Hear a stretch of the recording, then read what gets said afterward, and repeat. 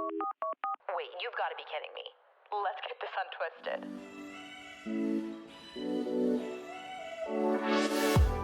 Well, my friends, it is 10 p.m. on a Sunday evening.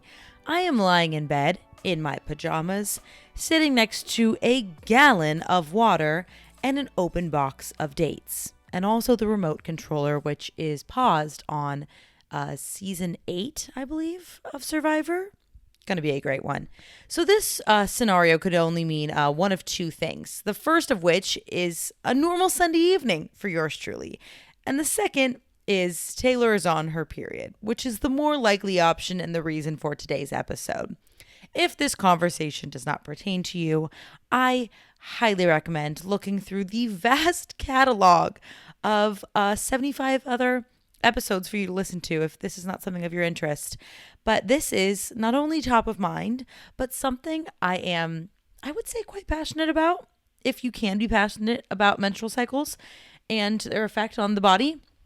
So I'm very excited to dive into this and basically explore how my entire personality changes, I think, this time of the month.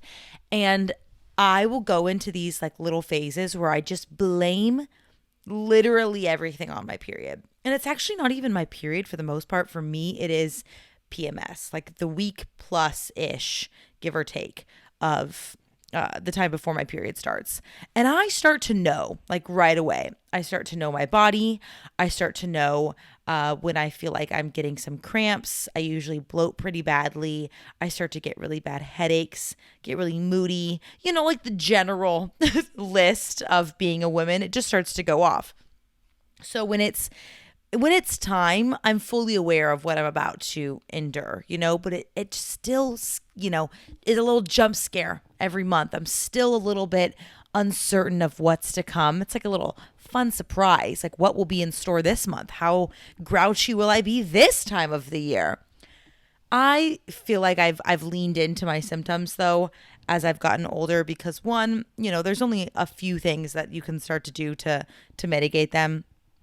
But after a while, do I want to be that person that every single month, complains about the same few things? It's like every 28 days, here she goes again. Like I'm complaining, yada, yada, yada. Like I want to learn to manage them, deal with them, and, live to my fullest, even though I could be crying inside or quite literally shedding. But it's already coming out of the gates with some jokes. I have come prepared for this episode. I've pulled up a lot of facts for you all, a lot of articles. Facts might be a little bit of a harsh word. We're going to say alleged facts or just, some information. Because obviously there are a lot of people out there who know a lot more about the cycle from a scientific perspective than I do. I can only speak to my own experience. But I kind of want to talk about, I guess, how your period actually does affect your drive to want to move, your drive to want to exercise or not exercise at all during that time of the month. And then also just my own personal experience with each of the symptoms that just so kindly present themselves to me, again, every 28 days. So during your period, you may not feel like you want to do much exercise at all, especially if you have very strong symptoms that are kind of like the common list of demons. For one, breast pain, that can be pretty hard. Cramps, that's probably one of the most common ones. Just like some really tight feeling right around your pelvis area. That is the freaking worst because it feels like it's a stomach ache, but amplified by 9 million. I used to have friends that, would have such bad cramps, they would take a day off of school because they just couldn't. And I felt so bad for them that it was at such an extreme level, like you cannot get out of bed. I always felt like I had the opposite issue, whereas if I had very minor cramps, I would actually get pretty bad back pain. So like, the posterior side of my body instead, which, is doable, I guess. Like Midol is my best friend for sure, but I always felt like, I didn't get to like chime in with the rest of the crampers because I didn't feel their experience as much. Like they can speak to that more than I can.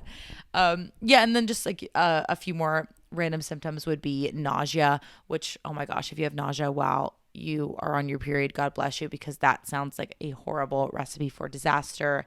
And headaches, which is another symptom that I think for me has gotten progressively worse as I've gotten older. I started off with just the back pain, moved into headaches, and now I have graduated, congratulations to me, to migraines. And that's like a really lovely, fun experience. And I've always said that. So any of these symptoms can be helped with one, Midol. We're going to be plain and blunt. Midol is my absolute best friend. If you're not a fan of Western medicine, 100% understand. But I love that stuff so much. Like, she has become my most purchased item, I think, of 2022. Like, she is just my ride or die. I love her so much. She just does it all. She does it all. But if we're talking exercise, which is, I suppose, the theme of today's episode, if we're going to stay on brand, Taylor, a lot of low intensity exercise, such as yoga, walking, lying in your bed horizontally, is great for helping mitigate some of those symptoms. I'm reading an article from hormona.io, which what in the heck is .io?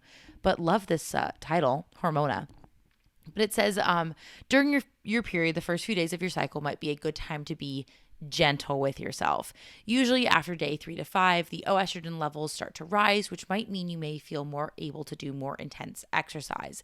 Some women find that exercising during their period helps with their symptoms, though, so it is a matter of working out what is best for you. And that couldn't be truer than true. As we just went through, even the symptoms, like I mentioned, I don't have cramps as badly as maybe Joanne, my friend Joanne, I randomly just made up, but maybe she doesn't have any back pain or migraines whatsoever. So based on how we're feeling is what is going to determine our motivation or even our drive or want to get up and move our bodies literally at all. So any of the advice that I'm dishing out, of course, is going to be circumstantial and from not only my personal experience, but based on how well you know yourself and your body. If it is your time of the month and your body is telling you that you cannot leave the couch because nothing will help mitigate how horrible this feels, then that is all that you can do for yourself. And you know your body best and you know what works for you. I personally feel like I go through ebbs and flows. Some periods are worse than others. Sometimes I am just groggy and tired and I don't want to do anything. I feel like it happens for me even in waves throughout like one singular period where I'll have a day, kind of like today, where I feel so lethargic, so tired, very unmotivated, and then all of the symptoms kind of hit me at the same time. Period, headache, backache, headache, and just feeling overall meh. That happens all at once. But tomorrow could come and I'm all of a sudden like, you know what? I do feel a little bit more motivated. Yeah, I'm in a little bit of pain, but I want to get up and move my body because it's going to distract me from the pain. And that's a whole other thing. So our bodies, they're pretty dang cool. They're pretty dang smart and they're extraordinarily helpful. And one of the reasons that they're so helpful for us is that if we are engaging in exercise, we release endorphins, which is something that I think is a very common vernacular nowadays. Common vernacular, as if it's like a slang. Yeah, we all release endorphins. No, what I mean to say is that I feel like a lot of people understand that when you work out, workouts release endorphins in your body. But somebody like me had no idea until quite recently that endorphins are actually a natural painkiller, which is pretty impressive. Like if we think about how amazing our bodies are, we are working out, we're sweating, we're lifting weights, we're tearing our muscle fibers apart, and our body not only is like praising us for moving our body and, just getting in a nice little sweat, it happens to release these endorphins that not only put you in a good mood, they put a little smile on your face, but also they're a natural painkiller. So they're trying to basically cover up all of the pain that you might be feeling as a result of pushing yourself in the gym or on your walk or whatever your movement was. And I think like maybe in a different life, I understood those things to be synonymous. Like endorphin is happy hormone, also pain killer hider hormone. Did that make sense? We're flowing with it. But when I really think about it like that, okay, that makes so much sense. So if we're talking about mitigating pain or trying to cover up any pain that we're feeling, then perhaps exercise could be a really great thing when you are feeling all of those period pains, because it's going to naturally cover up anything that you don't want to feel. Reading this directly from Healthline, which sometimes I'm like, okay, Healthline, great articles. Other times, not so sure. So we'll take this credibility with a grain of salt. But this is an article titled, I think, the best exercises to do during your period.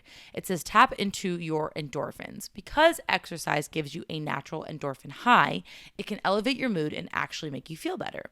Brandon Marcello, PhD, doesn't say where his credit, whatever. Brandon Marcello believes one of the main benefits of exercise while on your period is the endorphin release and workout, quote unquote, high. He also said that since endorphins are a natural painkiller, when they release during exercise, you may feel relief from uncomfortable periods. Makes perfect sense. Now, here's the kicker, Mr. Brandon, PhD. How can I get myself up off the couch to actually get my body moving to feel those endorphins? I think we all, might know and understand that is exactly what happens with endorphins. Like they make you happy. They put you in a better mood. You very rarely finish a workout and go, wow, I regret doing that. You naturally feel better because of those hormones. But how do you get from the place of I'm lethargic, I'm tired, I'm in pain, my period has started and I don't want to move, to actually getting yourself to do the movement? That's like the tricky part. That's the tricky area that so often gets me. And I know I'm going to love myself for getting up and enhancing my mood and getting those natural little painkillers. But how do I get there in the first place? So one of the best things that you can do is start off with very slight and low intensity movement. For me and my personal experience, the best freaking thing in the world is an outdoor walk. And I mean this, and you're going to laugh at me because, hello, what the heck else would you say, Taylor? We know that you advocate for walks. We know that the whole internet advocates for walks. I've been walking all my life, Taylor. This is not new invention. I know. I get it. It's not revolutionary. But if it ain't broke, don't fix it. We love walking because it is good for us. Now I'm going to tell you a little story, and we're going to take this story with a grain of salt because I'm standing up and pacing. Actually, well, we're going to do this because I'm a little warm and I'm wearing sweatpants and I'm underneath my hot covers, and this is an important story that requires passion. So I'm going to pace back and forth naturally. So I'm having a conversation with my friend the other night, and we're talking about how great walking is. We are just obsessing over it. We're going, we love walking. It's so good for you. It always puts me in a better mood. It doesn't have to be anything excessive. Just go outside, walk the dog. 5 minutes later, you get back inside. You got some vitamin D. Even if the sun wasn't out, you still felt it. You still feel like you did something. It was a 5-minute accomplishment and you feel great. Or if you have more time, you go for a 20-minute walk, 30-minute walk, whatever. It always ends up making you feel good. And he told me, and this is the alleged part. This is the part that we are taking with a grain of salt. We are trusting this as like a one-on-one friendly conversation where we hear things and we interpret them as we may. Because I've tried to research this and I'm not sure I've found any articles to back this up. And I don't want you to go run off and tell everybody that this is fact, because this is alleged in my opinion. Taylor backing herself up as much as she can. My friend told me that his boss said, so we already have he said, she said, his boss said that going on a 20-minute brisk walk, so, walking at like a moderately normal to kind of fasterish pace, is equivalent, allegedly, to 50 milligrams of Prozac. Or in other words, it's equivalent to a low dose of an antidepressant. And when you hear that, this is the part where I'm like, okay, we're taking a step back. We're taking the grain of salt sort of situation and we're applying it, because I don't want this to be turned into oh my gosh, well, that solves everything. I will just throw out my pills. Life is good. But really what I want to take away from this little discussion here is that the power okay, now I'm really strutting in my back and forth pace right now talking about the power of walking, but it's true. The power of walking and releasing those endorphins and getting your body into that positive mindset where we're having our daily joyful movement is an extraordinarily incredible thing. And it doesn't have to be equated to an X amount of milligrams or even anything to do with an antidepressant pill. But the fact that you know in your heart of hearts, or let's just say I know in my heart of hearts, that when I walk back inside from my walk, and I've just gone around the block with Reese and we've spent this lovely quality time together, we've gone on our brisk 20-minute walk, or we just, I don't know, sat around at the park and we played outside and we just were, I don't know, moving our bodies, I can guarantee that I am walking back into my apartment in a better mood. I am instantly happier. And that can be attributed to so many different things. The sunshine being out or not. We often get caught in rainstorms, which is fine. I still come back in a happy mood. It could be the fact that I just, hung out with Reese a little bit. It could be me moving my body. It could be the walk itself. It could be me stepping away from my computer or just work in general and taking 20 minutes to just kind of go decompress. It could be literally any combination of any of those elements. And it probably is.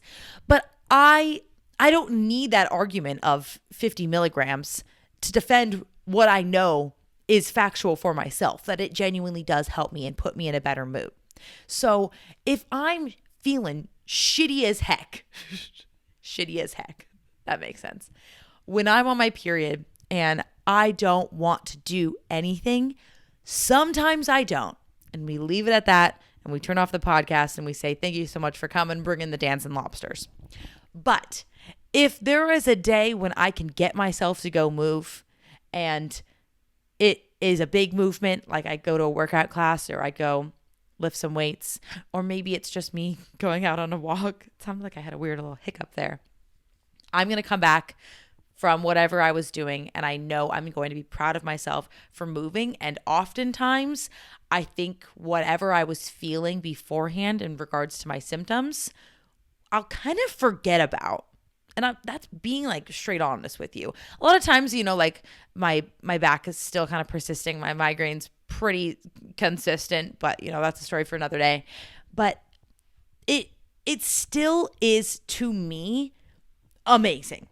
It's amazing. It taps into this ability for us to combine like enhancing our mood with also an activity that's so enjoyable, because when I think about walking, I don't think about it as exercise. I don't know. Maybe that's just me, but I don't think about it as something that's like a strenuous workout, I suppose, because it's something that I go outside to do for me. And a lot of times I intentionally like maybe leave my phone behind or leave it in my pocket so I'm not looking down, or I don't wear headphones, so I'm just enjoying my scenery and I'm just enjoying what's around me, because I so often forget to do that when I'm wrapped up into my day-to-day life and everything feels like it's just moving from one appointment to the next or one event to the next. But when I take this time to like slow down, go on a walk, work on myself, enjoy what I have the privilege of seeing around me, or even just embracing, like, wow, I can look at these beautiful Cascade Mountains around me. Like, these are stunning. I love this so much. The sun is shining. The skies are blue. Everything is great. It makes me feel a whole heck of a lot better.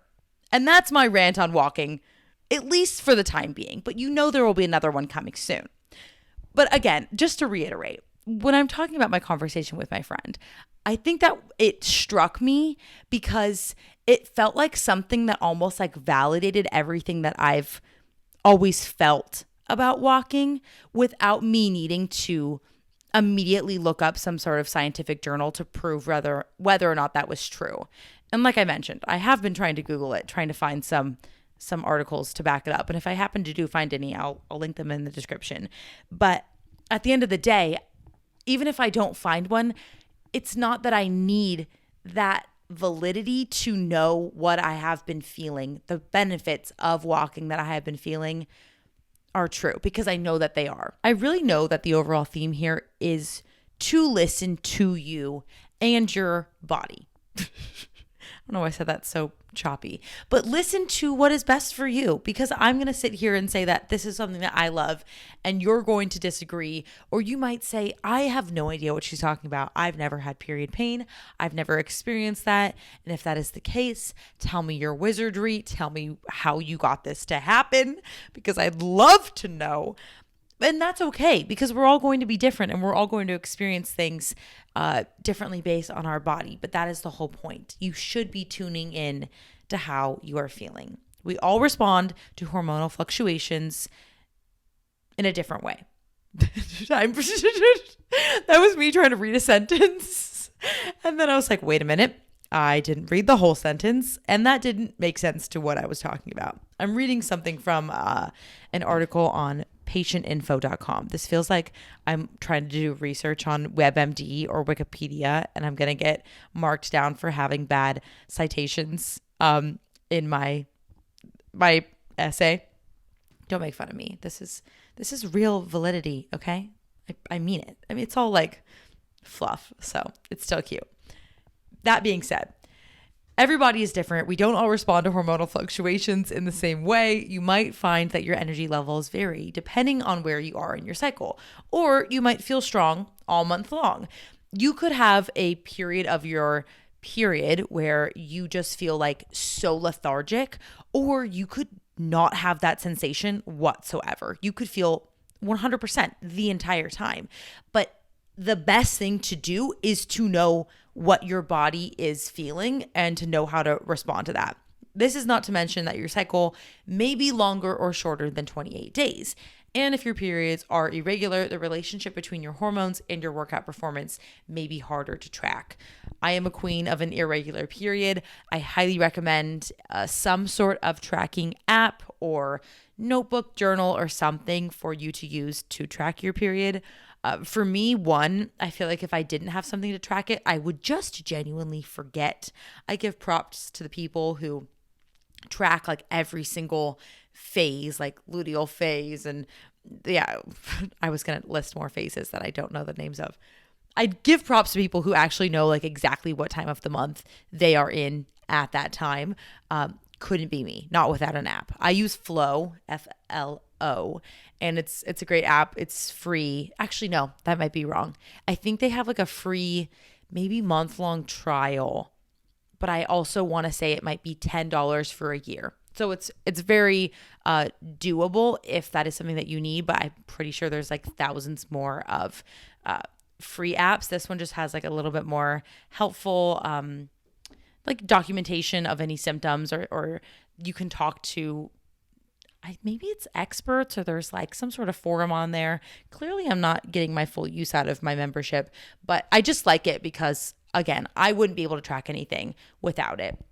But knowing that it's this time of my month, like if it's my PMS time and I pull up my app and that is Taylor, I've said validity like 90 times in this episode. I'm tired of hearing myself say it. Now that I'm pointing it out, you're going to be tired of hearing me say it as well. But if I'm feeling off and I'm like, I've got to be PMSing or something, and then I pull open my app and that also verifies it, that's different from validity, then that makes me just feel like a whole heck of a lot better. But that also means I'm doing something right by being that in tune with what my body is telling me that I knew to look. You get what I'm saying? Again, reading from patient.info, the important thing is to tune into how you're feeling. Simply put, this means easing off if you're tired and pushing harder if you're on top form. Athletes have won their events or scored personal best at all stages of their cycle, which should indicate that nothing is set in stone. As female athletes, taking a closer look at how our bodies change throughout our cycle can be an incredibly helpful tool. When we understand what's going on inside us, we can set ourselves up for success in reaching our health and fitness goals. What a cute little way to end that article. Didn't even know what to call it. Yeah, no, it makes so much sense. Like I think sometimes put a lot of pressure on like, oh, I can't do X, Y, or Z because it's this time of the month. At least sometimes that's what I do, or I use it as an excuse. when in actuality, we are strong and capable and able of whatever we put our minds to. And whether that means we got to get it done with a little bit of Midol or just a little bit of yoga or something, we are capable of whatever we want to achieve at any time of the month. But if you feel different, if you feel off, you know your body. I actually just had a conversation with a different friend not too long ago where she was kind of just like explaining how it's so important to know when you might feel off, like in your heart of hearts. I think she basically found out that she eventually found out that she had COVID, but she went to like 2 different doctors and they told her, like you're just fine. Like maybe you just have a sinus infection or I don't know, X, Y, or Z. And she's like, no, like I feel really different. Like this feels different than the normal cold. Like something feels weird. And I don't know what in the heck was going on if she wasn't getting tested or what. But let's just say it was a different hypothetical situation. She, went to go get different opinions and nothing was backing up what she was feeling, but she still knew like my body does not feel like this normally, like when I have a normal cold, like something else is going on here. And thank goodness that she listened to her body because she ended up getting a third opinion and it happened to be, in her case, something else had been happening beneath the surface that she needed addressing. And at the end of the day, you of course trust the opinion of medical professionals, but if you know something is happening, like you just know that you might feel different or off, listen to that. And even on the smaller scale, like I'm talking about with exercise, I'm not trying to give medical advice, please, not at all. But in a smaller sense with exercise, if it's just not your day or you just don't feel good and you don't want to go move your body because it doesn't feel right for you that day, don't do it. And don't feel pressure to go because you saw something on social media or you feel like you have to go every single Monday. Don't miss a Monday, blah, blah, blah. Don't go. Listen to what is best for you. And that is the tea on that. That is the tea. I'm going to take like a hard freaking left right now because I want to tell you all such a freaking funny story. And I don't know why I've waited to tell this for so long, but I keep forgetting. I think that's kind of why. I keep forgetting, but it's so ridiculous. It's not that dramatic. I'm very much hyping this up, but it in the moment felt like my whole day plan, reputation was ruined. And here's how it went. So I have realized lately that I am a big fan of just celebrations in general. Like I'll celebrate anything and I love to be a part of things. So if something's happening without me also like participating, like let's just say like on kind of like a silly scale, everybody's talking about Bridgerton. I haven't seen Bridgerton. I have to go watch Bridgerton because I want to know what the hype is all about. I want to be a part of the conversation. I want to know. I like to be included, I guess. And I like to be like a part of the zeitgeist, let's say. Sorry, I don't know why I decided it was a good idea to put on chapstick just now, but that's what I'm doing. So one thing that I have kind of avoided conquering for the longest time is the MCU, otherwise known as the Marvel Cinematic Universe. Now, if you are a big MCU fan, I'm going to have to tell you to do one of 2 things. Either immediately turn off this podcast because you're going to have a completely tainted opinion of me here on out, moving forward, or just, I don't know, plug your ears, buckle in, strap in for this horrible, wild ride of a story. It's not that wild, but it's like a crime. It's basically just a crime. I should be locked up. So I wanted to get into the MCU, but to be honest, for the longest time, if I'm going to give you like my candid opinion here, I thought it was really cheesy. I thought I just wasn't a superhero girl. I wasn't really kind of into that scene. I had seen the first and second Iron Man movie, I believe, like way back when they originally came out, when they were still a part of Paramount, I believe. Like I saw them in theaters and stuff. But that was the extent of that. Like I never read comics. I've seen like some of the Batman movies and stuff, but like that's a completely different universe. And I had seen the Spider-Man movies, but Spider-Man like with Andrew Garfield and Tobey Maguire growing up. Again, before the MCU purchased Spider-Man. So I don't know. I think I finally decided like right around when this last Spider-Man movie with Tom Holland came out that I was tired of it, especially because the internet, and Taylor included, is obsessed with Tom Holland. He's adorable. He's talented beyond belief. He's so much fun to watch, and I think that he is a great Spider-Man. So I wanted to see his movies, and like his Spider-Man, I think the first one came out maybe in 2017 or so. So like I'm very behind. Like I hadn't even seen his first one. I'd never seen his developing on-screen chemistry with Zendaya that I really wanted to know and understand as a fan of their relationship. Like I felt left out. And so I'm expressing this to Keith, and he is similarly or was similarly not interested in Marvel. And I'm like, could we just watch Spider-Man? Like, I don't get it. I don't get why we can't just jump into Spider-Man. I've seen Andrew Garfield's Spider-Man. I've seen Tobey Maguire's Spider-Man. Is there another one that I'm missing? I've seen like a lot of Spider-Mans. I didn't get why I couldn't just watch Spider-Man. So I'm like, let's look this up. What the heck is the first Spider-Man movie? Let's watch it. So we do. Spider-Man Homecoming, I believe. Came out in 2017. Starring Tom Holland. Giving you all the facts here. We decided to start this movie maybe about, I'm going to say, a month and a half, 2 months ago. And it was great. It was really cute. There was like a few minor connections to the greater MCU. You know, like they kind of clue in all the movies to be morphed together. There was like a few minor scenes that maybe Keith and I were like, what the heck does that mean? Or who's that guy? But nothing that like didn't take away from... Nothing took away from the plot, the movie. Like we still fully understood. We were on board. We were team Tom Holland. Like everything was great. Yada, yada. So we're like, perfect. There's another movie. Like, let's get started. Let's watch the second Spider-Man movie. And that one might be called, I'm not going to guess. They're all kind of similarly related to the word home or far from home or something. So we started watching the second Spider-Man with Tom Holland.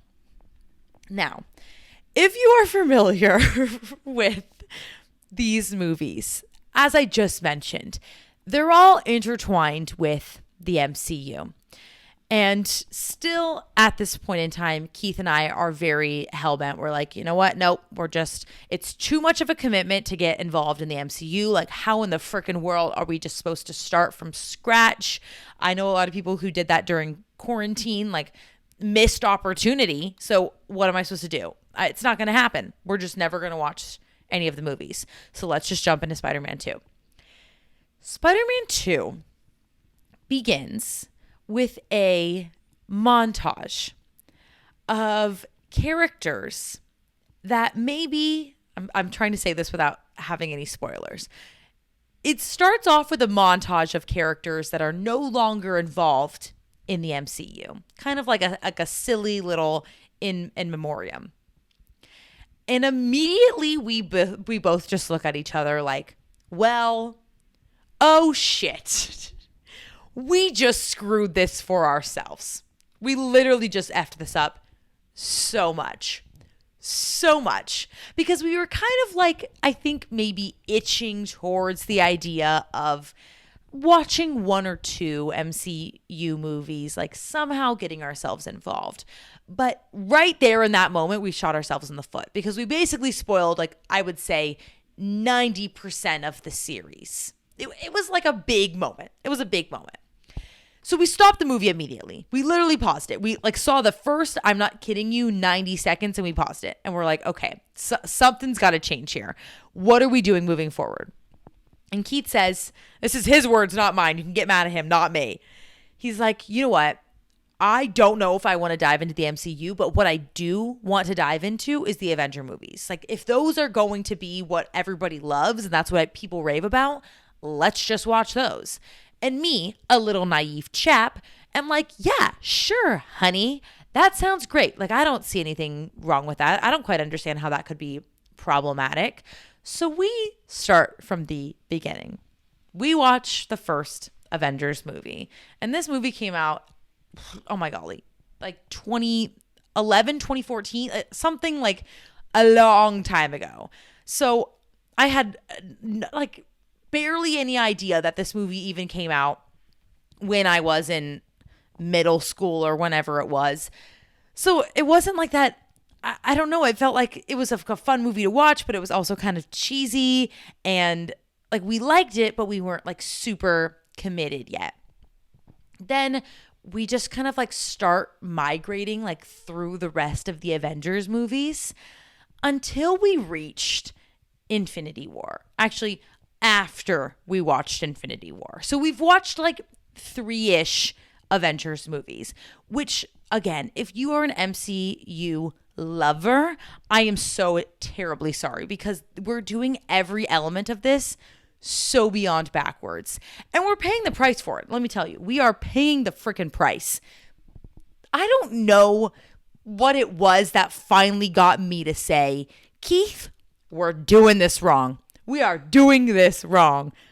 But I think somewhere before, like, we were going to watch Endgame, like we were this close, like inches away from click and play on that Endgame movie.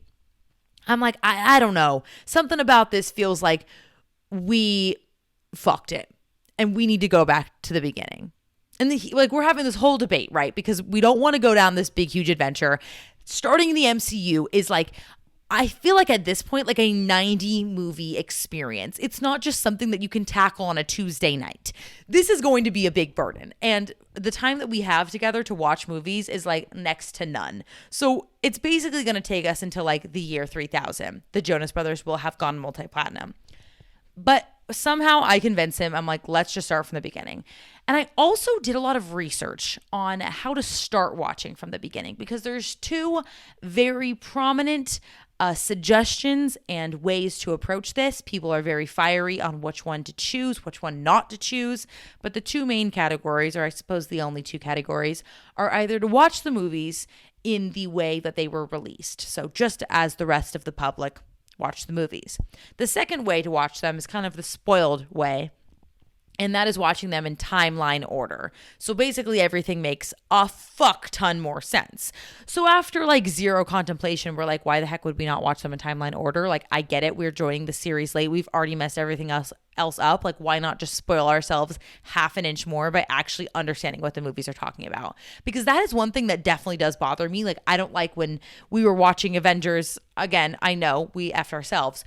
But we would watch something and like a character was not even developed yet. Like we had no idea who the heck they were. Nobody knew who they were at that time. But then like 6 movies down the line, we learn like their backstory. I didn't want that. I wanted it all to make sense as it should make sense. And that is the way that we're doing it. So at this point in time, I believe the last movie we watched was the second Thor movie. Let me do like a quick little Google search here. We've watched a lot. That is my main point. We've gone through this in what is hopefully a very dignified way. Like we lost all dignity, 1000%, but we're trying to gain it back. We're trying to do a little bit better. The only movie that I have not been a big fan of thus far was, I think, Captain Marvel. I think it was just a little bit slow, although I've heard that movie's extraordinarily important, so I might need to go back and watch it. But we've watched like everything on Disney Plus. So they have little tiny shorts that they've made. Like Disney's trying to capitalize as much as they can on the whole MCU. So they throw in like these 5 to 10 minute little movies after every big movie so that things kind of like make more sense, or it's sometimes like a pointless storyline that's just kind of probably for production value. I don't know. I'm sorry. The last one we watched was Iron Man 3. Not including, nope, I'm wrong. Right. No, maybe we watched Thor Dark World. I get the names all confused, but yeah, we've watched a lot. And that is the story of how we completely ruined the MCU. 1,000,000%. I am so sorry if I if you think of me differently, if you are furious at me, if you just like can't believe that that is the way that we did things, if you literally don't care, then you were similarly to how I felt before I dove into this. And as somebody who's like still making their way through the movies, I feel like I am invested to an extent, but I'm not obviously the level of a super fan, of course. But I also have like I don't know how to put it. Like there's still like a lot of things about the movies like I critique, and I feel like when you're a super fan, like you look over all of those things and you're just like, this is the best ever. So I'm trying to be critical. I'm trying to be like a cinematography genius. It's not working. Spoiler alert. And I can't even give myself that kind of dignifying quality because, again, we fucked it. I have a massive migraine. So the fact that I went about like 30, 40 minutes on this, in my mind is phenomenal. So we are going to end our episode for the week here. I hope that you enjoyed. This is a little period MCU talk. Should that be the title of the episode? My menstrual cycle in the MCU. Oh my gosh. If you're still listening, please, please, please, please, please give this show or give this episode a 5-star review on Spotify or Apple Podcasts, wherever that you choose to listen to your podcast. Basically, I never knew anything about reviews before I was a podcaster, but it essentially gives the platform that you're listening a better indication of how your audience is responding to the show. Therefore, it will better be spread out to a larger audience, maybe promoted on the main page. It overall is the best way that you can support the show, considering that I would say most every podcast is free. It's like the kindest way that you can tell the podcast host that you enjoy the show, hopefully. So give that 5-star review. It literally is so beyond helpful and it means so much. If you're watching on YouTube, please subscribe. I apologize that this is the second week in a row with no videos, but if you saw the state that I was in, you wouldn't want to watch and you would not subscribe. So I'm saving you. I promise. I love you all so much. I'm sorry to all my MCUers. I hope you have a great rest of your week. Give somebody a nice little hug today, a little smile, and do something kind for yourself. Love you. Talk to you next week.